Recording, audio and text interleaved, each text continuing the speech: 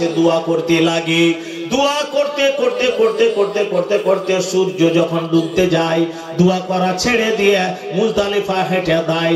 ওই আরাফার মাঠে হযরত আদম আলাইহিস সালাম আল্লাহর কাছে দোয়া করলেন হাত তুলে, আল্লাহ রব্বুল আলামিন, আমার নফসের উপরে আমি এমন জুলুম করেছি আল্লাহ, তুমি বলে দিয়েছিলে যে লা তাকরাবা হাজি সাজারাতা ফাতাকুনা মিনাজ জালিমিন, তুমি এই গাছের তলে যেও না, বাকি সমস্ত আনন্দ উৎসব করো। আল্লাহ, তোমার একটা কথার অমান্য করার কারণে রব্বুল আলামিন দুনিয়ার বুকে আসতে হয়েছে। আল্লাহ, তুমি আমাকে জান্নাত খানা দাও, যেই জান্নাত খানা আল্লাহ তুমি আমাকে দান করেছিলে। আল্লাহ রাব্বুল আলামিন বলেছেন সেই দিন, ও আদম, তোমাকে জান্নাত দেওয়া যাবে না, যাবে না, এখন আর যাবে না, তুমি ভুল করেছো, ভুলের সাজা খাটতে হবে। কতদিন কতদিন, যতদিন তুমি পৃথিবীতে বেঁচে থাকবে, এই মাটিতে তুমি থাকবে, এই মাটিতে থেকে দুনিয়া আবাদ করে দাও। করে দেওয়ার পর যখন তোমার মৃত্যু হবে, মৃত্যুর পরে তুমি আমার জান্নাত লাভ করতে পারবে, তার আগে নয়। আল্লাহ ক্ষমা করে দিলেন। আরাফাতে ভাইরা বন্ধুরা আমার, হজ করতে যারা গেলেন, লক্ষ টাকা খরচ করে, 5 লক্ষ টাকা খরচ করে হজ করতে গেলেন, যদি নয় আরাফা, আরাফার যদি ওটা ছুটে যায়, আপনার হজ মোকাম্মাল হলো না, হজ হলো না, আপনাকে ঘুরে আসতে হবে। হজ হওয়ার মেন রুকুন হলো আরাফা। আরাফা যদি আপনার পেয়ে নিলেন, আপনার হজ হয়ে গেল। আরাফা পেলেন না, হজ আপনার হলো না। ভাইরা বন্ধুরা আমার, ওই গুনাহ মাপের জায়গা হলো ওইখানে। আর একটা মাপের জায়গা হলো আজকের রাত, লাইলাতুল কদর রাত। আল্লাহ বলছেন, আমার বান্দারা যখন আমার কাছে চাইবে, আমি সমস্ত তার গুনাহকে মাফ করে দেব। 1000 মাসের, আল্লাহ বলছেন 1000 মাস চাইতে উত্তম নেকি আমি দান করব। যদি আপনি 1000 মাসের চাইতে উত্তম নেকি দান পেয়ে নেন আল্লাহর রহমতে, জীবনটা ধন্য হয়ে যাবে, আর জাহান্নামে যেতে হবে না। জাহান্নাম দাও দাও দাও দাও করে জ্বলছে। যেই জাহান্নামকে দেখে মানুষের একটু ভয় হয় না, ভয়ে কাঁপে না। আল্লাহ পাকের নবী দম ছাড়ছেন, আর ওই সময় আল্লাহকে বলছেন, আল্লাহুম্মা রাফিকিল আলা, আল্লাহুম্মা রাফিকিল আলা। আল্লাহ রাব্বুল আলামিন, তুমি আমার বন্ধু, এত বড় এত উচ্চ সম্মান, তোমার চাইতে আর সম্মানিত ব্যক্তি আর কেউ নাই। আল্লাহ রাব্বুল আলামিন, তুমি সব চাইতে বড়, আল্লাহ তুমি সব চাইতে সম্মানিত আমার বন্ধু। রব্বুল আলামিন, তোমার কাছে আমাকে নিয়ে নাও, আমি তোমার কাছে চলে যেতে চাই দোস্ত, তোমার কাছে আমি চলে যেতে চাই প্রিয়। আল্লাহ তুমি আমাকে নিজের করে নাও। আল্লাহ পাকের নবী বলছেন, যার আমলনামাতে কোনো গুনাহ নাই, গুনার আচরণ নাই। ভাইরা বন্ধুরা আমার, আর আল্লাহকে বলছেন গিড়গিড় গিড়গিড়, আল্লাহ আল্লাহ, কবরের আযাব থেকে তুমি আমাকে মুক্তি দিও। আল্লাহ, জাহান্নামের আগুন থেকে তুমি আমাকে মুক্তি দিও। সে যদি নবী হয়ে কবরের আযাব থেকে আল্লাহর কাছে মাওনা চায়, মাফ চাহে, আল্লাহর নবী যদি জাহান্নামের আগুন থেকে বাঁচতে চায়, তাহলে আমরা তার উম্মত হয়ে আমরা কি বলি? ভাই, কি করলেন? আমরা কি করছি? আল্লাহ রসুলের যার আমলনামায় কোনো গুনাহ নাই, বেগুনাহ করে আল্লাহ পাক রব্বুল আলামিন জিবরাইলকে পাঠিয়ে আল্লাহ পাকের নবীর বুকটাকে অপারেশন করে, হৃৎপিণ্ডটাকে হজ্জে কাউসারের পানি দিয়ে তাকে ধুয়ে দেওয়া হয়েছে, পবিত্র করে দেওয়া হয়েছে। তা সেও যদি জাহান্নামের আগুনকে দেখে ভয় করে, কবরের আযাবকে দেখে ভয় করে, তাহলে আমরা তো সাধারণ গুনাহগার, আমাদের তো পায়ে পায়ে গুনাহ। দাঁত উপড়ে গেল, হাড্ডি চাবাইতে পারছেন না, কালাই রুটি কড়কড় কড়কড় করে চাবিয়েছেন।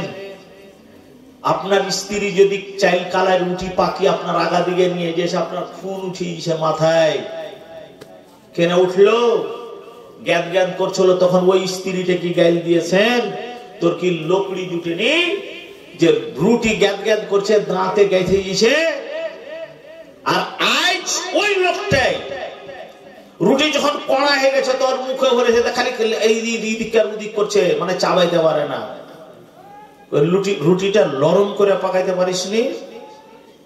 ও নিজের সুবিধা বুঝছেন, কিন্তু যে সৃষ্টি করেছে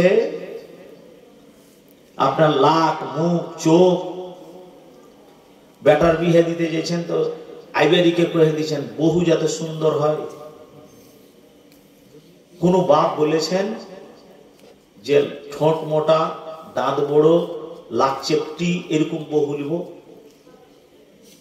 কোন বাপ বলেছে? চেপটিটা তো আল্লাহ তৈরি করেছে, কালোটা তো আল্লাহ তৈরি করেছে, ধলোটা তো আল্লাহ তৈরি করেছে, কিন্তু মানুষ তো চাহে না আপনি ভালো নিবেন। আর আল্লাহ আপনার সৌন্দর্য দিয়ে, আল্লাহ আপনাকে সৃষ্টি করে 365টা পার্টস দিয়ে তৈরি করে আপনাকে আল্লাহ দুনিয়াতে পাঠাইলেন, বিনিময়ে আল্লাহকে আপনি কি দিলেন? দুনিয়া দুনিয়া করে রুলিরে ভুলিয়া, এ দুনিয়া যাবে তোরে ফাকিরে দিয়া, আহারে দুনিয়া না ছাড়িলি কুঞ্জন, যেবা কথা কোন তুমি করিও স্মরণ। দুনিয়া ধরে থাকলেন, কিন্তু এই দুনিয়া আপনাকে লাথি মারবে, আপনি দুনিয়াকে লাথি মারতে পারবেন না। ভাইরা বন্ধুরা আমার, আল্লাহ রসুল বসে আছেন মসজিদে নববীতে, লাশ চলে যাচ্ছে, মাইয়াত চলে গেল। নবী জিজ্ঞেস করছেন, ও আমার সাহাবী বর্গরা, তোমরা বলো এই লোকটা যে গেল খাটলিতে করে মানুষ নিয়ে গেল কবরস্থানে, তোমরা বলো তো এই লোকটা আরাম পেয়ে গেল, দুনিয়া ভেজালে পড়লো, আর না এই লোকটা ভেজালে পড়লো, দুনিয়া আরাম পেয়ে গেল? এই কথাটা বলো। সাহাবীরা বলছেন আল্লাহু আ'লাম ওয়া রাসূলুহু, হুজুর এর মাহিত্য, এর মানে মতলব আল্লাহ রসুল ছাড়া কেউ জানে না, বলতে পারবো না। আল্লাহর নবী বলছেন এই লোকটা যদি জাহান্নামী হয়, দুষ্ট দুরাচার হয়,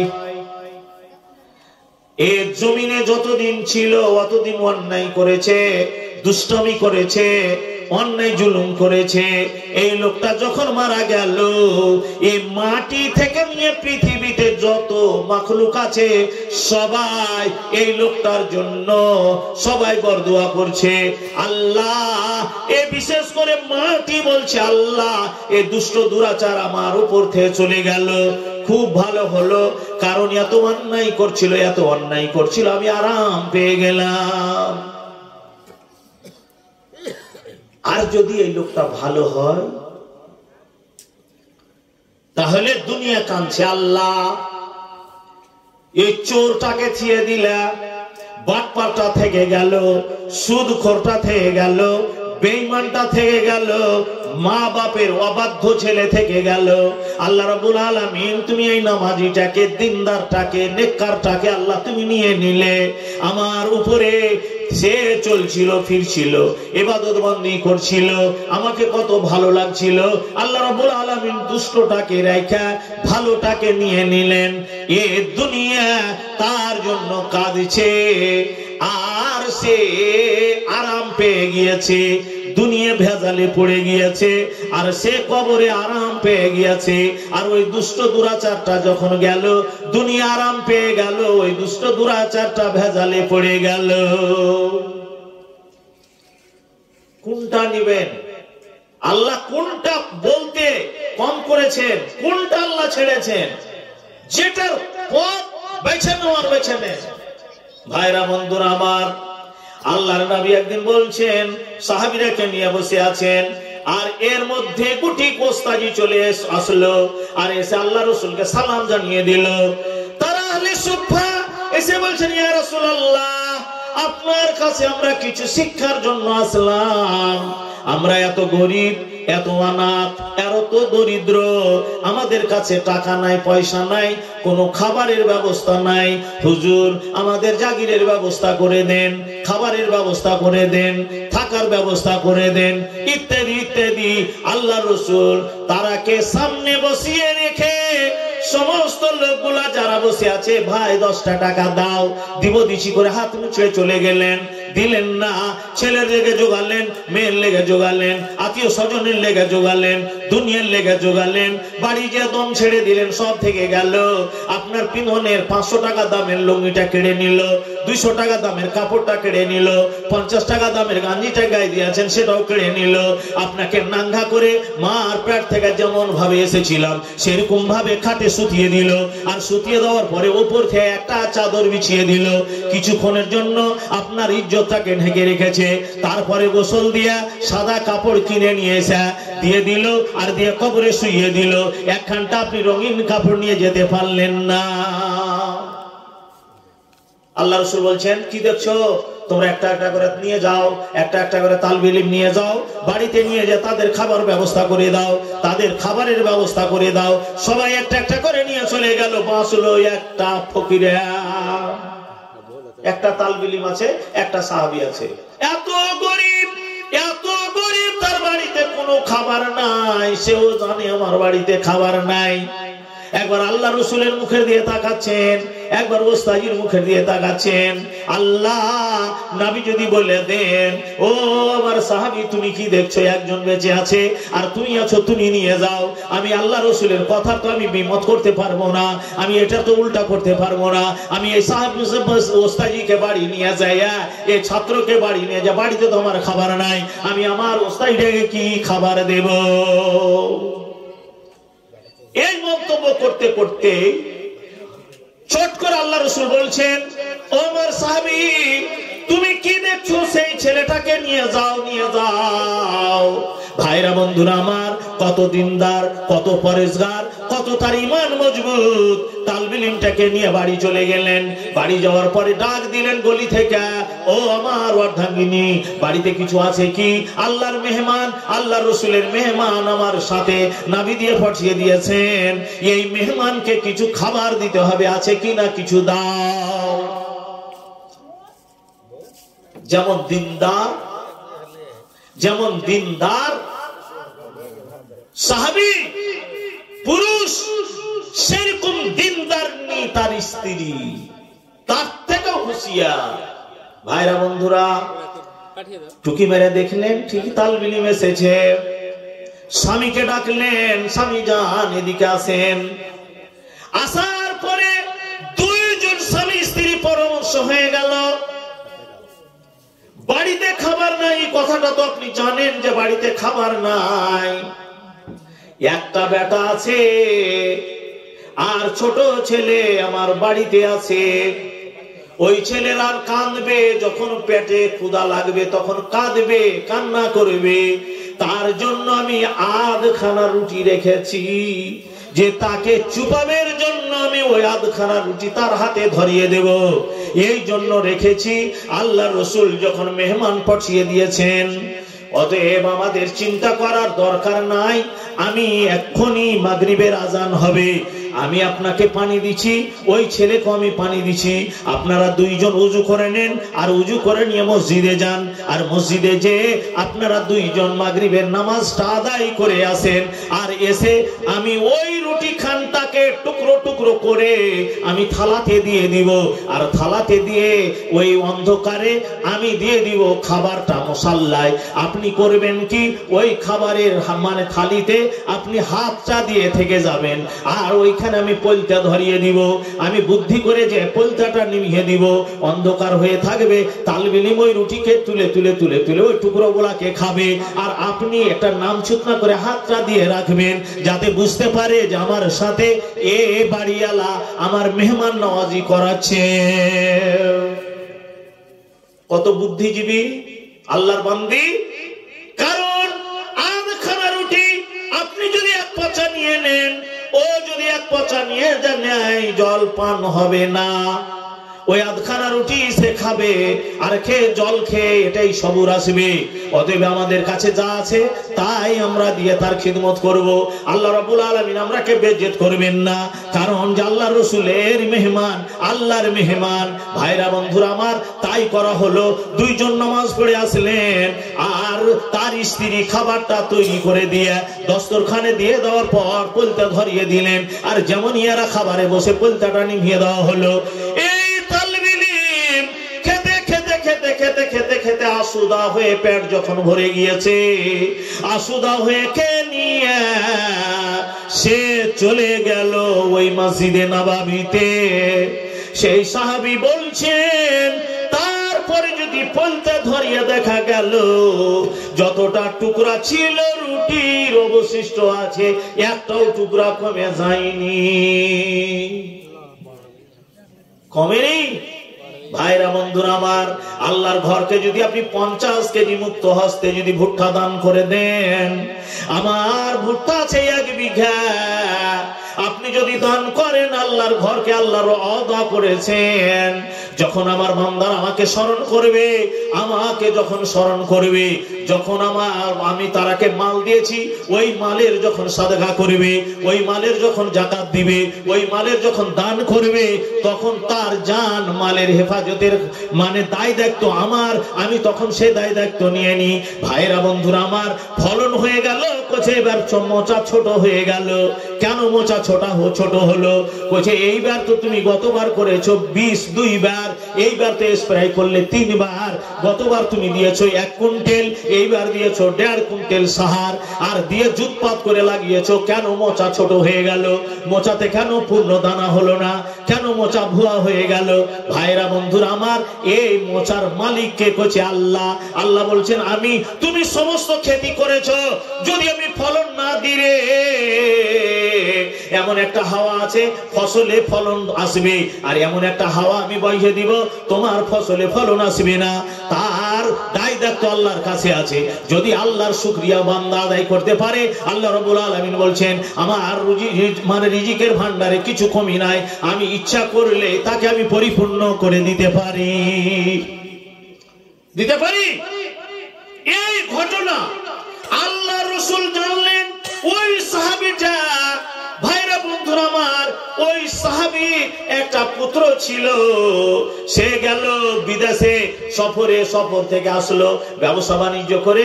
যখন সফর থেকে বাড়ি আসছে, খবর পাঠানো হলো যে আমরা অমুক তারিখে বাড়ি আসছি।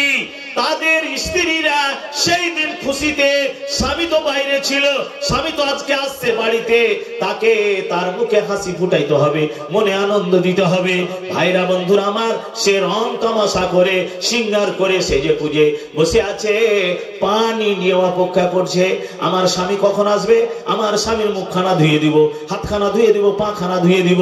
আমার স্বামী বিদেশে ছিল, কত কষ্টে ছিল, সে তো আমার কাছে আসে। আর আল্লাহ রাব্বুল আলামিন কোরআন মাজিদে বলছেন, যখন তোমরা বিচালিত হয়ে যাবে, গেছো দিল্লি, স্বামী স্ত্রীর দরকার হয়ে গেল, বোম্বাই গেছো, স্ত্রীর দরকার হয়ে গেল, তখন তোমরা ওই জায়গায় আর বিচলিত হয়েও না, আর অন্যায় কাজে যেও না। 10 টাকা দিতে গেলে তোমাকে অন্যায় কাজে লিপ্ত হয়ে যেতে পাবে, তুমি ওখানে পাবে, কিন্তু সেখানে জেনা হয়ে যাবে, তোমার ঈমান আমান সমস্ত বিক্রি হয়ে যাবে। তোমার বাড়িতে তোমার সুন্দরী রমণী আছে, তুমি বাড়ি চলে যাও। আল্লাহ রাব্বুল আলামিন বলছেন, মন তোমার খারাপ হয়ে গেল, বিচলিত হয়ে গেল, লিতাসকুনা ইলাইহা, তুমি চট করে ছুটে যাও, বাড়ি চলে যাও। 1 মাস বাড়িতে থেকে আবার 2 মাস তুমি বিদেশে চলে যাবে। তুমি চলে যাও, তোমাকে শান্তি দেওয়ার জন্য শান্তিদায়ক জিনিস আল্লাহ রাব্বুল আলামিন তোমার বাড়িতে রেখেছেন, যাও, যে ওখানে তুমি শান্তি পেয়ে যাবে। ভাইরা বন্ধুরা আমার, ওই সাহাবীটার স্ত্রী পানি নিয়ে বসে আছে। ভাইরা বন্ধুরা আমার, যেমন উনি বাড়ি আসলেন, বাড়ি আসার পর তার মুখ হাত ধুয়ে দেওয়া হলো, পাখানা ধুয়ে দেওয়া হলো, দস্তরখানে বসিয়ে দেওয়া হলো, খাবার খাইয়ে দেওয়া হলো, আনন্দের গল্প হলো। এমনকি তারা পেন্ট্রিতে তাদের সহবাস হয়ে গেল, ফরজ গোসল হলো। ফরজ গোসল হওয়ার পর সুন্দর করে স্বামীকে সামনে নিয়ে বসে সেই সাহাবীটার স্ত্রী বলছেন, স্বামী যান, আপনাকে একটা আমি প্রশ্ন করব। বলুন প্রশ্নটা কি? বলছে আপনাকে কোন লোক যদি 5,000 টাকা দেয়, 10টা টাকা দেয়, 1টা টাকা দেয়, কোন আমানতের জিনিস জমা দেয়, আমানত দিল, এত তারিখে দিলাম, এত তারিখে নিব, এই বছরে দিলাম, সামনে বছরে এত তারিখে আমি ওই মালটা নিব, আপনি টাকাটা ঘুরিয়ে দিবেন না টাকাটাকে আপনি বেঈমানি করে নেবেন? আপনি বলুন তো, আমানতের খেয়ানত করবেন না আমানত জমা দিয়ে দিবেন? সাহাবীরা বলছেন, ও আমার অর্ধাঙ্গিনী, তুমি কেমন কথা বলছো? আমি একজন আল্লাহর সাহাবী, আল্লাহর আমি একজন বান্দা। আমাকে যদি কোন লোক আমানত কোন জিনিস দেয়, তার মানে আমার লোভ কিসের? তার মানে আমার লালসা কিসের? যে তারিখে দেবে আর যে তারিখে নেবে, আমাকে ওই তারিখে ওই মালটাই ঘুরিয়ে দিতে হবে। তার মানে হলো আমানত। আমানতের খেয়ানত করা যাবে না। আমানতের খেয়ানত করলে সব চাইতে নিচে, জাহান্নামের নিচে, পদতলে, পদস্থলে, সেইখানে চলে যেতে হবে। আচ্ছা, এ আমার ফুফা শ্বশুর মঞ্জুর রহমানের, আল্লাহ তার মেজ বহু, আল্লাহ 1000 টাকা 3 নম্বরের বহু, সেজ বহু 3 নম্বরের বহু, 1000 টাকা দান পড়াইলো। আল্লাহ তুমি এ দানকে করো গো কবুল, মিটাইয়া দাও আল্লাহ তার জীবনের ভুল। যেই নিয়াতে যেই আশাতে করে গেল দান, আল্লাহ তার আশা নিয়াত যাতে পুরোপুরি নেকি পেয়ে যান, তার মৃত্যুর আগে দাও আল্লাহ তুমি জান্নাত দান। আমিন বিরহমাতিকা ইয়া আরহামার রাহিমিন, আমিন। উত্তর হলো, যার জিনিস তাকে ঘুরিয়ে দিতে হবে। আল্লাহ রাসূল বলেছেন যে মুনাফিকের আলামত 3টা। এই যে হাদাসা কাযবা, যখন কথা বলবে ঝুট বলবে, যখন কথা বলবে ঝুট বলবে। আর কি? ওয়াইজাওয়াদা, ওয়াইজাওয়াতা উতুমা, ওয়াইজাওয়াদা আখলাফা, ওয়াদা করবে খেলাফ করবে। ওয়াইজাওয়াতুমা খানা, আমানতের মাল জমা হবে, আমানতের খিয়ানত করবে। এদের নাম লিখা যাবে মুনাফিকের মানে খাতায়, তারাই হলো মুনাফিক। তুমি এমন কথা আমাকে বলছো আমার অর্ধাঙ্গিনী, যে কথা আমি বুঝে আসতে পারি না। কোচে যখন তুমি আমানতের মাল জমা দিবে, দুনিয়ার কোন লোক আমরাকে আমানত দেয়নি।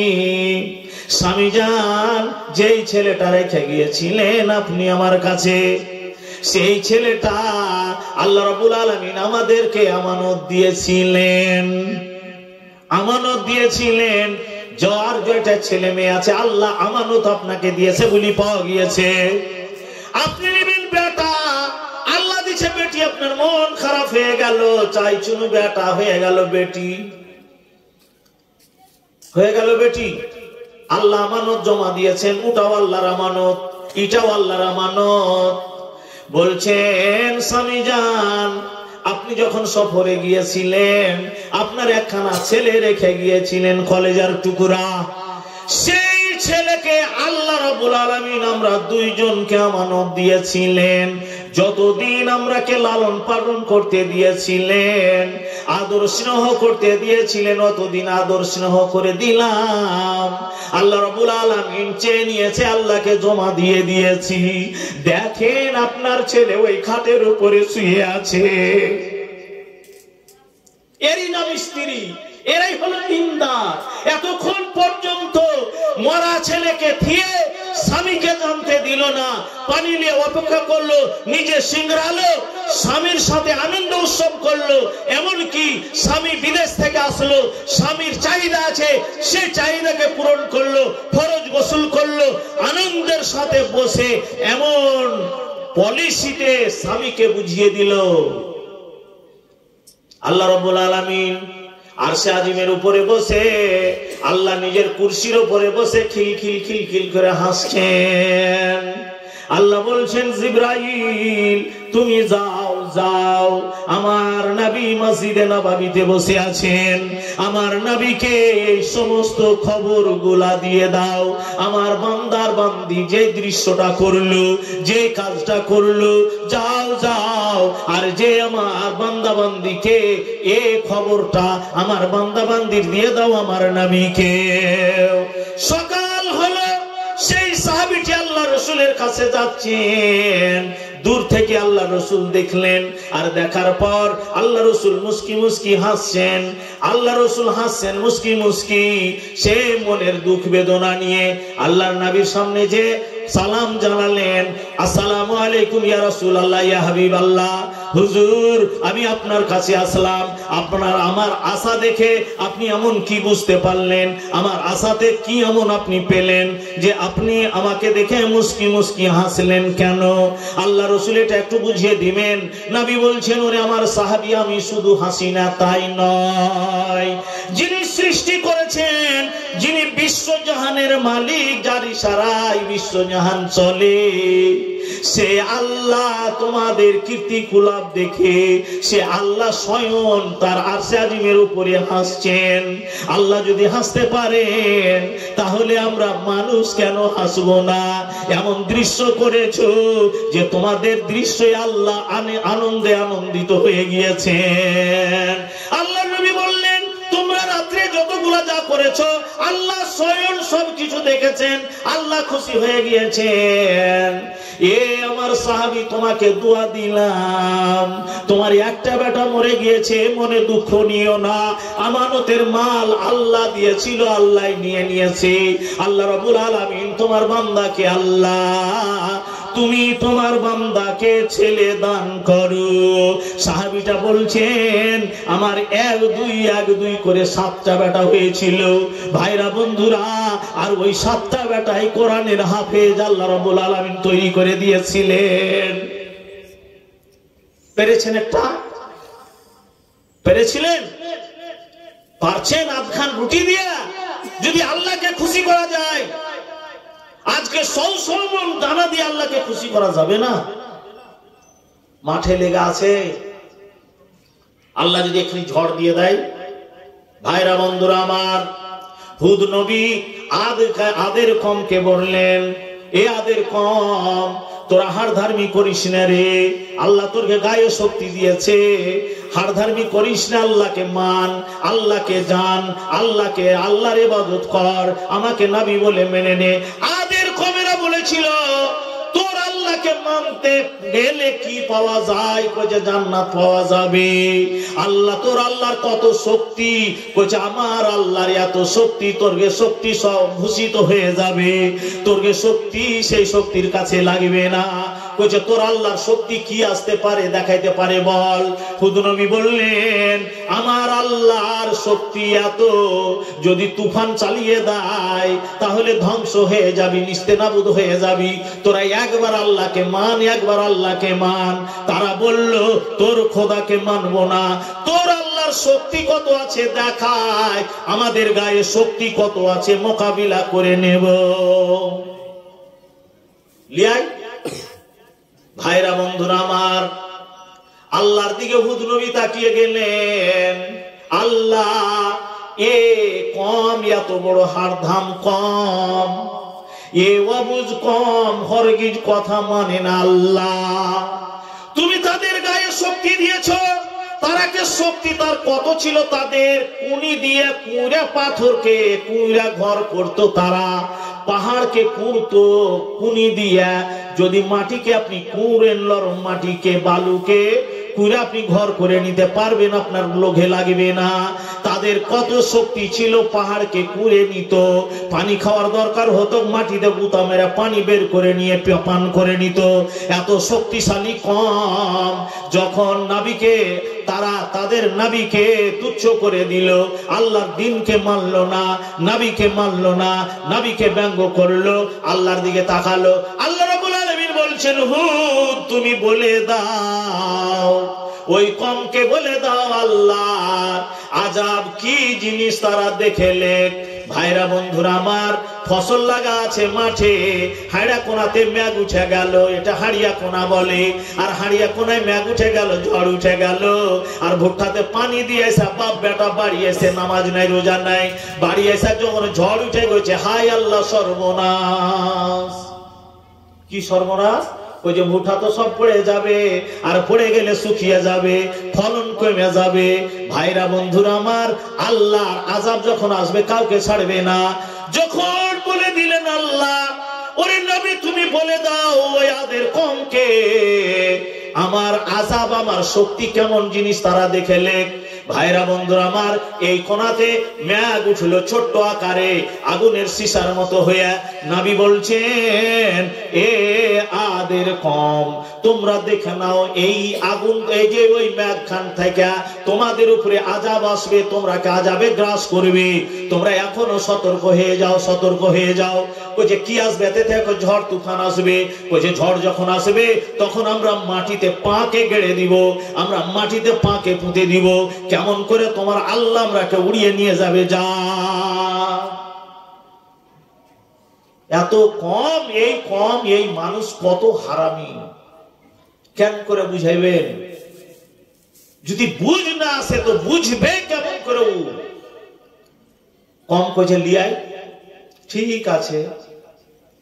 আল্লাহ কোরআন মাজিদে বলছেন, ওয়া মা'আদু ফাউহলিকু বিত্তাগিয়া। আল্লাহ রাব্বুল আলামিন ওই আদের কওমকে হালাক করলেন।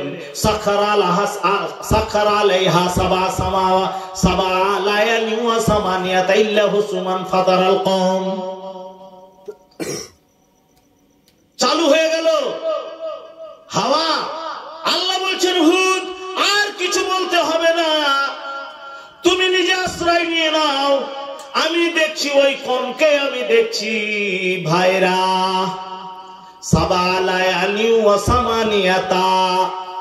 7 দিন 7 রাত 8 দিন একই রকম হাওয়া চলতে আরম্ভ হয়ে গেল, চালু হয়ে গেল। তারা মাটিতে গেড়েছিল হাঁটু পর্যন্ত, জান পর্যন্ত, কোমর পর্যন্ত। আল্লাহ এমন করে হাওয়া চালিয়ে দিলেন, হাওয়া চালিয়ে দিলেন, সমস্ত শক্তি মাটিতে ভুসা ভুসা হয়ে গেল। তারা কেমন হয়ে পড়েছিল? খুব লম্বা লম্বা মানুষ ছিল তারা, কেমন হয়ে পড়ে আছে বলা হয়েছে। আল্লাহ পাক নিজের ভাষায় কোরআন মাজিদে বলেছেন, আযাযুন নাখলিন খাবিয়া, যেমন সুখা খেজুরের গাছকে কেটে দেন গোড়া খান, আর কেটে দিলেন লম্বা হয়ে পড়ে আছে সুখা খেজুরের গাছ, সেরকম ভাবে আদের কমেরা লম্বা লম্বা হয়ে পড়ে আছে। তাদের বস্তিকে আল্লাহ খতম করে দিলেন আযাব দিয়া। আল্লাহ তো আযাব দিতে পারে, পাথর হয়ে গেল, ঝড় হয়ে গেল, তুফান হয়ে গেল, হইতে তো পারছে, কিন্তু শুকরিয়া আদায় করতে হবে, শুকরিয়া আদায় করতে হবে, তাহলে বাঁচা যাবে। ভাইরা বন্ধুরা, আল্লাহ রাব্বুল আলামিনের নবী এই দিনকে প্রচার করতে যা কত কষ্ট, কত মানে পাথর আর কত ঝাঁটা খায়া এই দিনকে প্রচার করে আজকে দিনকে দিয়া আল্লাহ রসুল মসজিদে নববীতে শুয়ে আছেন, বিভোর ঘুমে ঘুমিয়ে আছেন। ভাইরা একবার চিন্তা করেছেন যে আমরা কয় দিনকার মানুষ? চুল পেকে গেল, দাড়ি পেকে গেল, দাঁত উপড়ে গেল, চামড়া ঝুলি ঝুলি হয়ে গেল, শরীরে শক্তি পাওয়া যায় না, লাঠি ধরিয়ে দিল, কিন্তু মনটা কেন পরিবর্তন হয় না? মন কেন সনসন করতে থাকছে? মরছে তাও কইছে হামার হামার হামার হামার হামার। তো আপনি আমি যে হামার হামার করছি, হিসাব তো বুঝিয়ে দিতে হবে আল্লাহকে। যদি আপনি সৎ পথে পথিক হয়ে চলে যেতে পারেন তাহলে তো পাবে, হা ভালো, না পারেন ফেসে গেলেন। আল্লাহ রসুল দোয়া করতেন, আল্লাহ তুমি আমাকে এতিম করে দুনিয়াতে পাঠিয়েছ, এতিম হয়ে এসেছি, মিসকিন হয়ে এসেছি। আল্লাহ রসুলের নিকটে সব থেকে প্রিয় হলো মিসকিন। আল্লাহ রসুলের নিকটে সব থেকে প্রিয় হলো মিসকিন। মিসকিন ওয়াকি বলে না চাইতে পারছে না অর্থ আছে, দিনভর না খেয়ে বসে আছে, বাড়িতে কোনো কিছুর ব্যবস্থা নাই, তো টোলা পড়োশকে শরমে কহে না যে হাকে 50টা টাকা ধার দিতে, কিলো চাল কিনে নিয়ে ছেলে পিলের মুখে দিই। এরা হলো মিসকিন। আর ফকির, ফকিরকে কোনোদিনই কেউ ভালোবাসে না।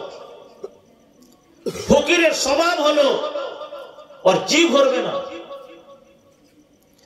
ওকে এই গলিতে মাংস ভাত খাওয়ান, আর ওই গলিতে যায় যদি মাংস ভাত পাইতে কবে যে কাল থেকে খাই না, ফের উলিবে।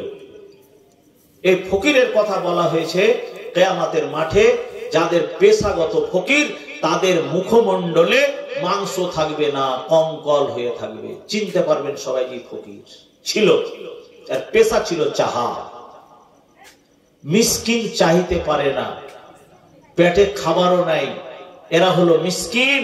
এরাকে আল্লাহ রাসূল বলছেন, আল্লাহ তুমি আমাকে মিসকিন করে দুনিয়ার বুকে পয়দা করেছো, সৃষ্টি করেছো, আর ইয়াতিম করে আল্লাহ তুমি আমাকে পাঠিয়েছো। আল্লাহ তুমি ইয়াতিমের কিয়ামতের মাঠে ইয়াতিমের কাতাতে আমাকে উঠাইও। আল্লাহ মিসকিনের কাতাতে আল্লাহ তুমি দলে আমাকে রাখিও। তা আল্লাহ রাসূল যেখানে মিসকিনের সাথে থাকতে চেয়েছেন, উনি বলছেন আমি মিসকিন, আর মিসকিন করে আল্লাহ তুমি আমাকে মারিও, আর মিসকিন করে তুমি উঠাইও, আর কিয়ামতের মাঠে মিসকিনের দলে আল্লাহ তুমি আমাকে রাখিও।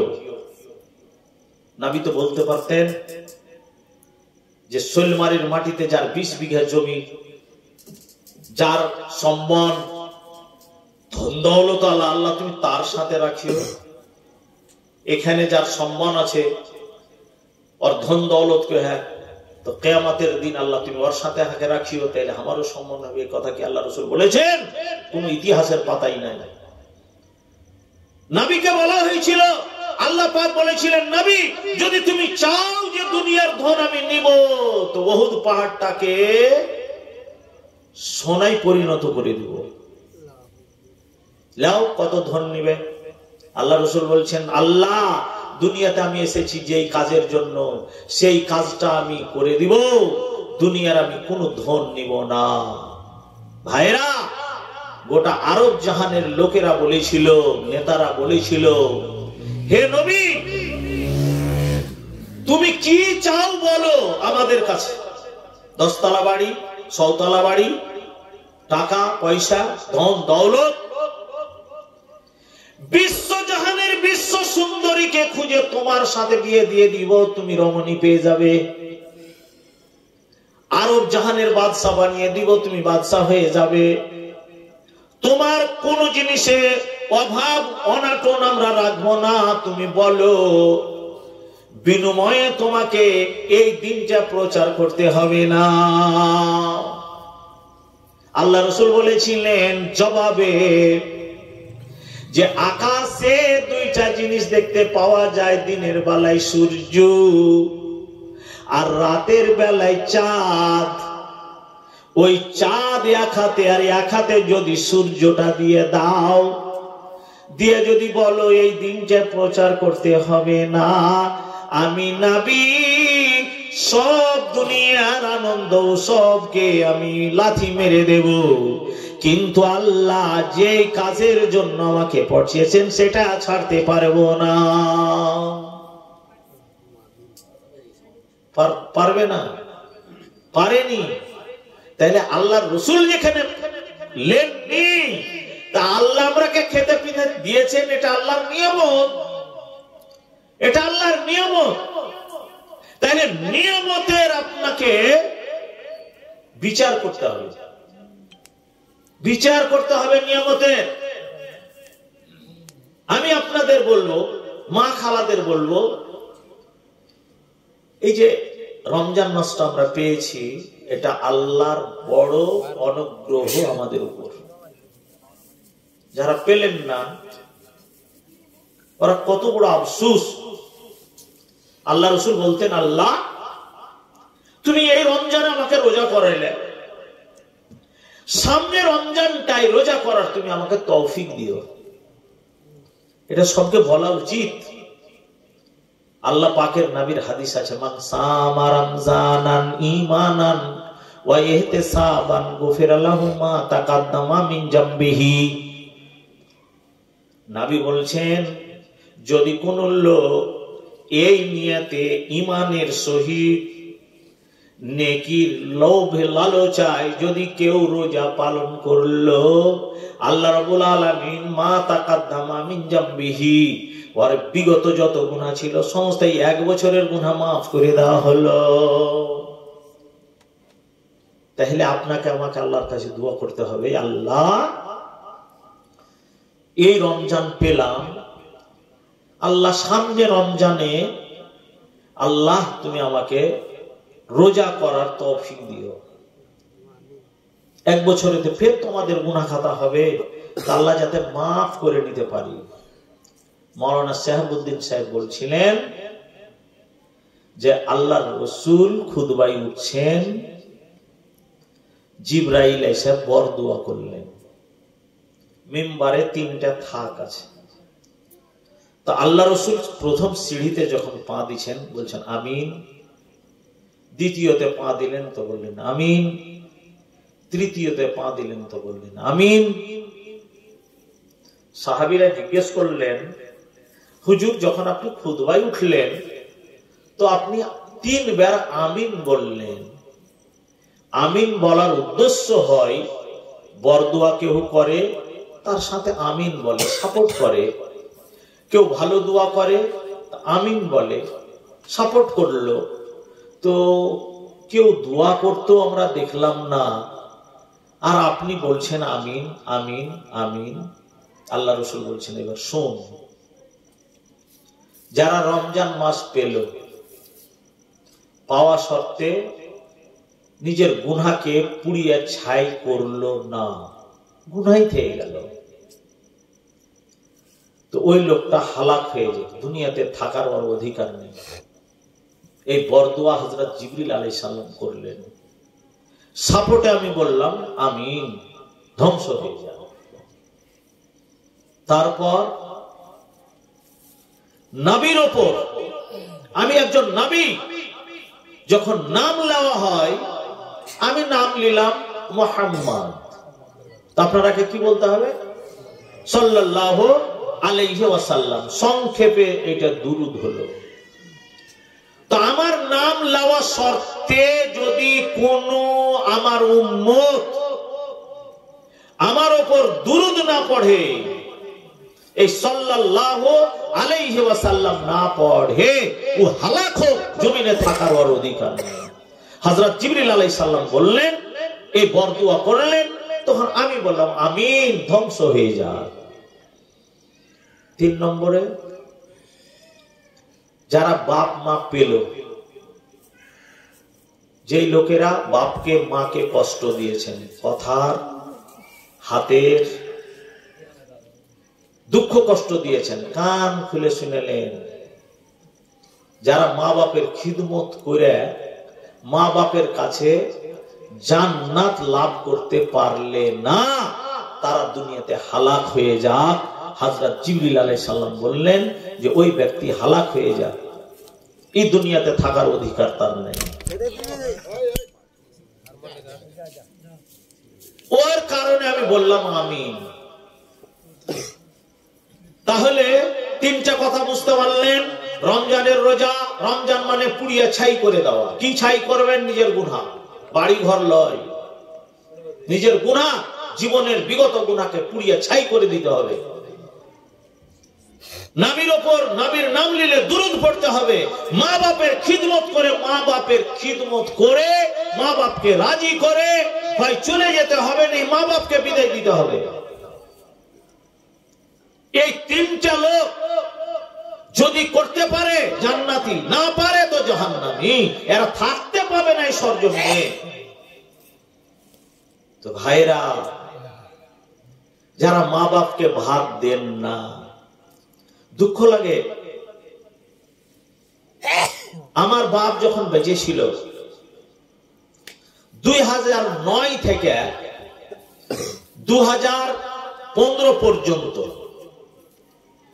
এই 6 বছর আমি কলকাতা খুব দৌড়ালছি। মাসে 2 বার 3 বার 4 বার 5 বারও গেছি। তো যখন ফেরার পথে আসি তো অধিকাংশই তিস্তা তুরসায় আসতাম। তো গেট খানে ঢুকবো, তা আমার বাপ ওই টাটির ঘর, মুখখানি সুত্ত। তো আমার বাপ আমি দেখেছি 11:30, 11:15, 12টা রাতে বাড়ি ঢুকেছি। তো আমার বাপ আমার জন্য দোয়া করতে আছে, ঘুমাইনি যতক্ষণ আমি বাড়ি না এসেছি, অতক্ষণ পর্যন্ত আমার বাপ ঘুমাইনি। আমার স্ত্রীকে বারবার জিজ্ঞেস করতেন, ফোন করতে গে কত দূরে আছে, কতক্ষণে আসছে, কি অবস্থায় আসছে, এই কথা বলতেন। আর বাড়ি ঢুকলাম, কতদিন আমি ওই গেট খানে দাঁড়িয়ে আছি, ঝাপটা খুলি না যে আমার বাপ কি বলছে। তো নিজের কানে শুনেছি, আল্লাহ, আমার বাপ তো লেখাপড়া অত ছিল না, নিজের ভাষাতেই দোয়া করছে, আল্লাহ আমার ছেলে বিদেশে আছে, সফর থেকে আসছে, কি অবস্থায় আসছে, তাতে তুমি জানমালের হেফাজত করিও, যাতে কোনো দুষ্ট দুরাচার আমার ছেলের উপরে অন্যায় না করতে পারে। এ বাপ আমার দোয়া করতেন। যখন বাপ কবরে চলে গেল, তার আগে আমি দিন রাত বুঝতাম না এটা আমার লেগে সফর, এখানে রাস্তায় কাটা, কিংবা এখানে পানি আছে, কিংবা এখানে আমি পড়ে গেলে আমার অসুবিধা হবে, এগুলো আমি বুঝতাম না। আমার বাপ বেঁচে আছে, যা কিছু হবে বাপ বুঝবে। বাপকে যেদিন নিজের হাতে মাটির তলে দিয়ে দিলাম, কবর থেকে উঠলাম, তো আকাশটা মাথায় ভেঙে পড়লো। আজকে মাথার ছাতা খতম হয়ে গেল। জানি না আমার আব্বা কি অবস্থায় আছে, আল্লাহ ভালো জানেন। আল্লাহর কাছে 24 ঘন্টায় দোয়া করি, মা বাপ কবরে গেছে, আল্লাহ অন্তত পক্ষে আমাকে তো একটা মানুষের মতন মানুষ তৈরি করে গেছে। তো আল্লাহ, আমি খাকসার গুনাহগার, তোমার কাছে দোয়া করছি, আমার মা বাপকে তুমি আল্লাহ তার গুনাহ খাতাকে মাফ করে আল্লাহ তুমি জান্নাতবাসী করো। আল্লাহ রসুল বলেছেন, মানুষ যখন মরে যায় সমস্ত আমল বন্ধ হয়ে যায়, কিন্তু 3টে এমন আমল আছে কোনো দিন বন্ধ হবে না। পৃথিবী যতদিন থাকবে, আমল যতদিন থাকবে, অতদিন নেকি পেতে থাকবেন। কান খুলে শুনাইলেন চট করে 3টা কথা। আপনার ছেলে, আপনি 5টা বেটা, একটা বেটা মুলবি করে গেছেন, আব্দুল সত্তার একটা বেটাকে মুলবি করে গেছে। ও আর নসিবটা একটা ধন্য, কবরে শুয়ে আছে, জানি না, যদি দেখাইতে পাইত দেখিয়ে দিত মানুষের চোখের আঁকা দিকে, ওরা দেখিয়ে দিত যে আমি আমার একটা ছেলের কামাই খাইনি, আমি মানুষ করে এসেছি। তো ভাইরা, যদি আপনি আপনার একটা ছেলে নেককার তৈরি করে যেতে পারেন, 5 ওয়াক্তের নামাজে যদি খালি সালাম ফিরার আগাখানে বলে দেয় যে রব্বির হামহুমা কামা রাব্বায়ানি সাগীরা, ওই ছেলে সালাম ফিরার আগাখানে যদি বলে দেয় একবার যে আসসালামু আলাইকুম ওয়া রাহমাতুল্লাহ, আসসালামু আলাইকুম ওয়া রাহমাতুল্লাহ, আল্লাহ বলছেন এই নেকি ওর বাপের কবরে পৌঁছে গেল। ওর না বলা হলো, ওর বাপের কবরে পৌঁছে গেল। এক। দ্বিতীয়, আপনি মসজিদ তৈরি করে গেছেন, এটা সদকায়ে জারিয়া, মসজিদ তৈরি করে গেলেন। মসজিদে আপনার যত নামাজি নামাজ পড়বে, যত নেকি পাবে, আপনি কবরে শুয়ে শুয়ে অত নেকি পাবেন। মসজিদ, একটা টিউবওয়েল, একটা মাদ্রাসায় রুম, কিংবা একটা গাছ লাগিয়ে গেলেন, এগুলা সব ওই আওতার মধ্যে পড়বে, সদকায়ে জারিয়া। আর একটা কাজ করে যদি যেতে পারেন, 3 নম্বরে, আপনি আলেম, শিক্ষা দিয়েছেন, আপনার কেউ মাস্টার ছিল, মুলবি ছিল, শিক্ষক ছিল, আপনি কারো শিক্ষক হলেন, আপনার ছাত্র ফের কারো শিক্ষক হলো, এই সিলসিলা যতদিন থাকবে, যতদিন থাকবে, যতদিন থাকবে, 5 পিঢ়ি, 10 পিঢ়ি, 20 পিঢ়ি, 100 পিঢ়ি চলে আসছে, এই নেকি ওই শুরু পিঢ়িতে যে পাইবে প্রত্যেকজন পাবে। এই 3 প্রকার নেকি কবরে মানুষের পেতেই থাকবে, বন্ধ হবে না। পারতে পক্ষে দান করবেন, সদকায়ে জারিয়া। মসজিদ করে দিবেন, মুসাফির খানা তৈরি করে দিবেন। আরে কিচ্ছু না পারেন তো একটা রাস্তার ধারে আপনার জমি আছে, দুটা গাছ লাগায়েন। মুসাফিরেরা হাঁটবে চৈত বৈশাখ জ্যৈষ্ঠ মাসের সময়, আপনার ওই গাছের ছায়াখানে মানুষ হাঁটতে হাঁটতে আরাম করবে। এখানে একটু বস, ধান গাড়া যাবো তো সবই রোদ, এখানে একটু আরাম করলে আপনার গাছটার তলে বসে থাকবে, বসে একটু আরাম করবে। আরাম করাতে যতটা নেকি পাবে আপনি অতটা নেকি পাবেন। একটা পাখালি যে ওই গাছে আশ্রয় নিবে, আগুন যতটা মানে ওখান থেকে উপলব্ধি করবে, যতটা ওখানে নিবে, আপনি ওই কবরে নেকি পাবেন। আপনার নেকি কাটা যাবে না, আল্লাহ নেকি দিতে থাকবে, কারণ যে আপনি একটা গাছ লাগিয়ে গেছেন। ভাইরা, লটা বেটা উজালছেন সাইরে সাইরে, একটা বেটাকে আলেম করেন, খুব কষ্ট মষ্ট করে একটা বেটাকে আলেম করে যান। যদি করে দিতে পারেন, কিয়ামতের দিন আল্লাহ আপনার মাথাতে একটা মুকুট দিবে। আব্দুল সাত্তার, আব্দুল গাফফার যারা বেটাকে মুলবি করেছে, ওর থেকে ধন আপনার বেশি থাকতে পারে, 4 চাক্কা আপনার থাকতে পারে, 6 চাক্কা আপনার থাকতে পারে, ব্যাংক ব্যালেন্স আপনার থাকতে পারে, কিয়ামতের দিন জিরো। সেই দিন ও একটা জান্নাতি মুকুট মাথায় দিয়ে হাঁটবে। কে? এটা সাদিক মুলবির বাপ, এটা ইকবাল মুলবির বাপ, এটা আব্দুল ওয়াহাব মুলবির বাপ, এটা সুফিয়ান মুলবির বাপ, এটা আব্দুল নূর মুলবির বাপ। সেই দিন সারা গ্রামের মানুষ চিনতে পারবে, আর সেই দিন ফেল ফেল করে তাকাবে, আর ওই বাপেরা জান্নাতি মুকুট মাথায় দিয়ে খম খম খম খম করে আল্লাহর আরশে আজিমের ছায়ার তলে যায় জায়গা পাবে।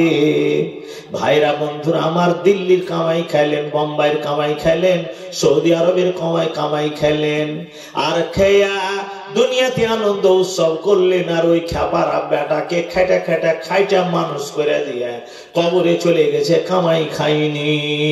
ভাইরা বন্ধুরা আমার, সেই দিন তাদের ইজ্জত মান আর সম্মানের শেষ থাকবে না। সেই দিন হাত মুচড়াবে ওই 4 চাকাওয়ালা, দোতলা বাড়িওয়ালা, 5 তলা বাড়িওয়ালা, ব্যাংক ব্যালেন্সওয়ালা, 10-20 বিঘা জমিওয়ালা। সেই দিন হাত মুচড়াবে, আল্লাহ কি করলাম? যাকে আমরা সমাজে জিরো মনে করেছিলাম, খাপা মনে করেছিলাম, সে আজকে জান্নাতি মুকুট দিয়েছে, মানুষের আগা দিকে হাঁটছে, তাদের আমল নামা খানা এসে ডান হাতে পড়বে। ওই সাদিক মুলবির বাপ, আব্দুল নূর মুলবির বাপ ওই আমল নামা খানটা নিয়ে যাবে 4 চাকালার কাছে। ভাই, তুমি আমরা কে কোনো মূল্য দাওনি, তোমার কাছে কোনো হাকিকাত আমার ছিল না। দেখো দেখো দেখো মার চিঠিখানা দেখো, হাউ মুকরাউ কিতাবিয়া, দেখো পড়ে দেখো, পড়ে দেখো, পড়ে দেখো, যে দেখো আমার টিকিট খানটা আল্লাহ রাব্বুল আলামিন আমার ডান হাতে দিয়েছেন, আর আপনার আমার হাতে যখন বাম হাতে চলে আসবে, দুনিয়াতে ইজ্জত ছিল, সম্মান ছিল, ধন ছিল, মাল ছিল, বলনেওয়ালা ছিল, বাম হাতে যখন এসেছে তখন লুকাবে আর বলবে, ইয়া লাইতানি, ইয়া লাইতানি, আল্লাহ তুমি আজকে কেন আমাকে এত লোকের সামনে বেইজ্জত করেছো? আল্লাহ রাব্বুল আলামিন, শৈলমারির মাটিতে আমার খুব ইজ্জত ছিল, সম্মান ছিল, মানুষ আমার ডরে ভয়ে আমার ইজ্জত সম্মান করতো, আর আজকে আল্লাহ তুমি আমার আমলনামা খানা বাম হাতে দিয়েছো। আমি তো এটা ভেবেছিলাম মরে গেলাম, মাটি হয়ে গেলাম, আয়জা মিতনাওয়া কুন্না তোরাবান জালিকারা জুম্বাই। কাফেররা বলতো যে মরবো আবার উঠতে হবে, এটা কোনোদিন হয়? এটা তো খুব দূরের কথা। আজকে আমাকে উঠতে হয়েছে, আর এত লোকের সামনে আল্লাহ তুমি আমাকে বেইজ্জত করলে, যদি না দিয়ে আমাকে জাহান্নামে পাঠিয়ে দিতেন আল্লাহ, ওটাই ভালো হতো। আল্লাহ বলবেন না না, আজকে লক্ষ লক্ষ করোড় করোড় আরব খারব মানুষের সামনে তোকে তো দেখাবো তোর রাজত্বটা কোথায়, তোর থুতিবাজিটা কোথায়, তোর বাহাদুরিটা কোথায়, তোর রণনমটা কোথায়। আজকে তুই আমার সামনে হিসাবটা বুঝিয়ে দে। ওই মুকুটালার দিকে তাকিয়ে তোর লাভ হবে না। এটা সাদকায়ে জারিয়া। আচ্ছা,